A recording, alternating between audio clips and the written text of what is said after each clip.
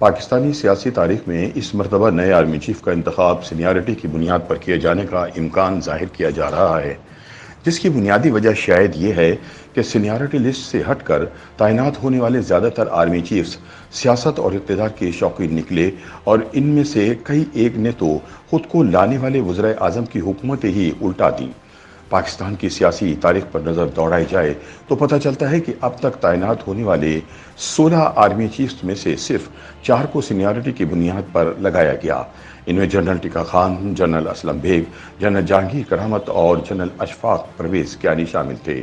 ایک اور دلچسپ پہلو یہ ہے کہ پاکستان میں مارشل لا نافذ کرنے والے چاروں آرمی چیفز اپنی تعیناتی کے وقت جونیئر شمار ہوتے تھے۔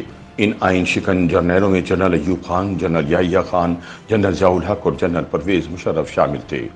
قیام پاکستان کے بعد آرمی چیف لگنے والے پہلے 2 سربراہان کا تعلق برٹش آرمی سے تھا۔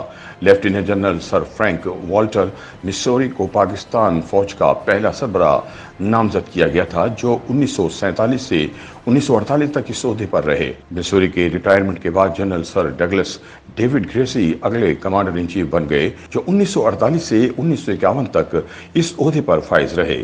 ان کے بعد 1951 میں جنرل ایوب خان پہلے پاکستانی آرمی چیف تعینات ہوئے، حالانکہ محمد علی جناح اپنی زندگی میں موصوف کی سیاست میں دلچسپی پر تشویش کا اظہار کر چکے تھے۔ ایوب سینیارٹی لسٹ میں تیسرے نمبر پر تھا۔ 1958 میں سکندر مرزا کی جانب سے مارشل لا ایڈمنسٹریٹر بنائے جانے کے 3 روز بعد ایوب نے ٹیک اوور کر لیا اور پھر 1969 تک بطور فوجی صدر اقتدار سے چمٹا رہا۔ اس دوران 1958 میں ایوب صدر بن گیا تو اس نے جنرل موسیٰ کو آرمی چیف بنا دیا، جو جرنیلوں کی سینیارٹی لسٹ میں چوتھے نمبر پر تھے۔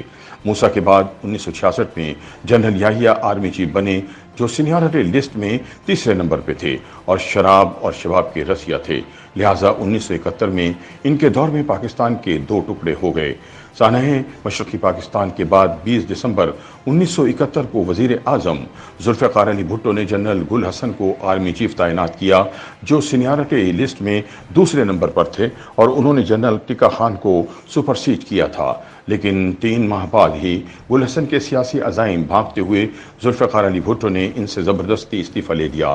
ان کی جگہ بھٹو نے 1972 میں جنرل ٹیکا خان کو فوج کا سربراہ تعینات کر دیا، جو کہ سینیارٹی میں پہلے نمبر پہ تھے۔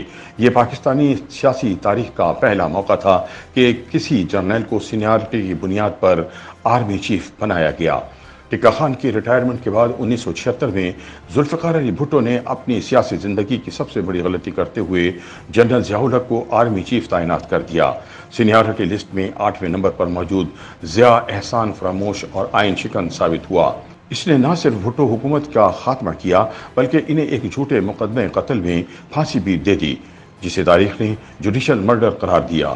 اگست 1988 میں جنرل ضیاء کے ایک طیارے حادثے میں بھسم ہو جانے کے بعد general Mirza Aslam Beg army chief بنے، جو سینیارٹی لسٹ میں پہلے نمبر پر تھے۔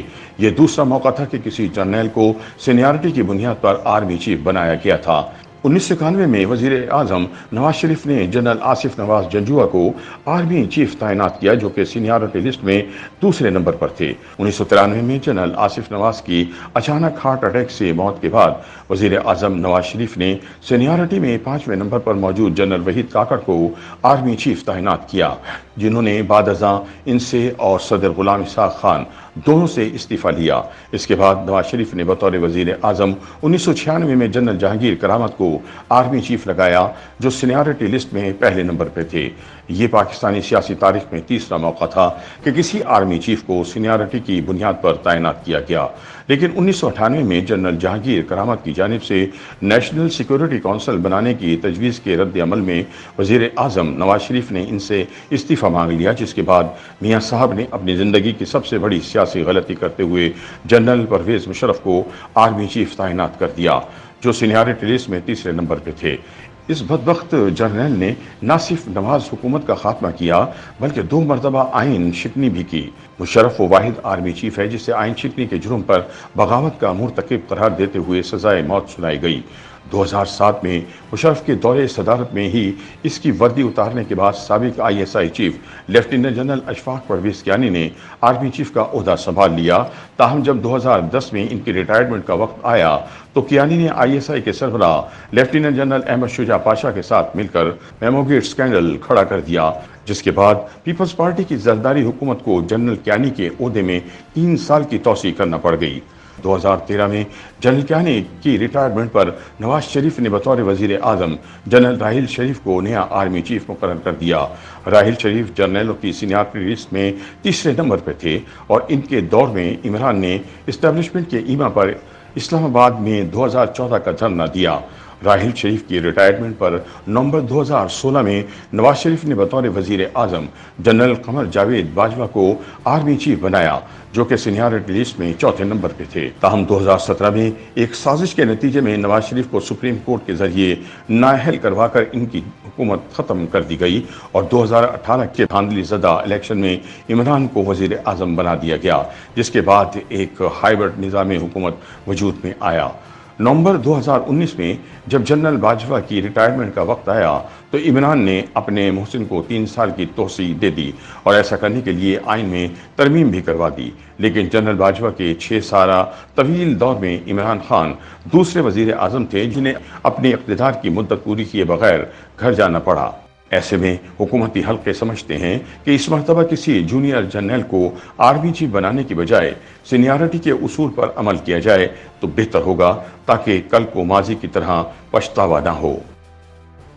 YouTube पर गूगली न्यूज देखने के लिए youtube.com की सर्च बार में गूगली न्यूज TV टाइप करें। गूगली न्यूज के पेज पर सुर्ख रंग के सब्सक्रिप्शन वाले बटन पर क्लिक करना ना भूलिए। YouTube पेज पर अपलोड होने वाली वीडियोस से बाखबर रहने के लिए बेल आइकन पर क्लिक कीजिए। आपको हर नई वीडियो के बारे में नोटिफिकेशन मौसूल हो जाएगा।